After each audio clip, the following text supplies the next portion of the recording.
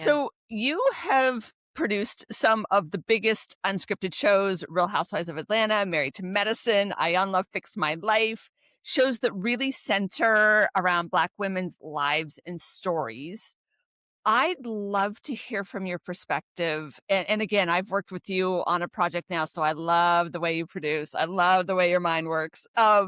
What's it been like to be behind the camera shaping these narratives? I think it's been imperative. You know what I mean? I think that a lot of our stories, especially, from a woman of color and being a Black woman specifically, a lot of our stories are told from the outside in, from outside of the house.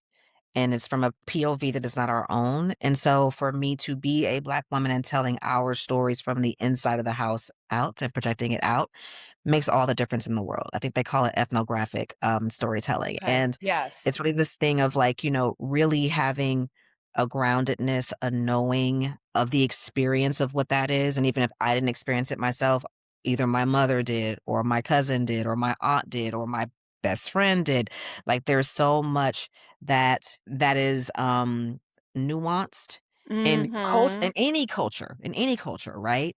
And so it's important, I think, to tell those with an authentic lens and an authentic passion, and from just a place of caring, and wanting to Yes. really get it across, and so um it's meant everything to me. It's meant everything to me. I never planned to be a TV producer. And this, as Malcolm X said, I didn't land on Plymouth Rock. Plymouth Rock landed on me. Like I did not, I did not have this plan. I just knew that television was my nanny growing up. I was a latchkey kid. I sat in front of Same. TV and watched all the TV shows, and that's where I Best learned a lot babysitter about. ever. Yes, exactly, because it was actually decent programming, right? You had these different families on TV, from Good Times to Family Ties to Silver Spoons to, all these different Jeffersons. Jeffersons, literally like all these different shows. And it was a spectrum, and it was all of these Yeah. different people from different walks of life and their different experiences and different POVs and their conflicts and how they resolve those conflicts. And that was kind of where that's what shaped my little mind at that Yes. age. And so I had no plans. Again, I was in the music business. And so this world kind of found me, and me being I came to LA thinking that, yeah, I was going to be on Top Model and being a casting producer or what have you. But in my mind, I always have been a scripted individual. I am a Yes. scripted writer. That's probably You why I have books. are.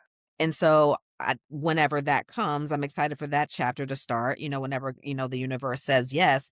But in the meantime, I've been in this unscripted world learning real people's stories, telling their stories from a perspective that is really raw and unfiltered and uncensored, and helping them craft those so that, hopefully they come out into the world and people can kind of see a full spectrum of who we are, because as Black women, we're not a monolith. We are Right. literally, we're so many degrees, so many dimensions to us. So And many different experiences. yes, and we're still Yeah. learning as we grow, and that morphs, right? I'm not the version of what a middle-aged woman looks like compared to what my mom's version of which it looked like back then. It's like we're constantly morphing and changing. And so it's important that these stories are told through a lens that is true.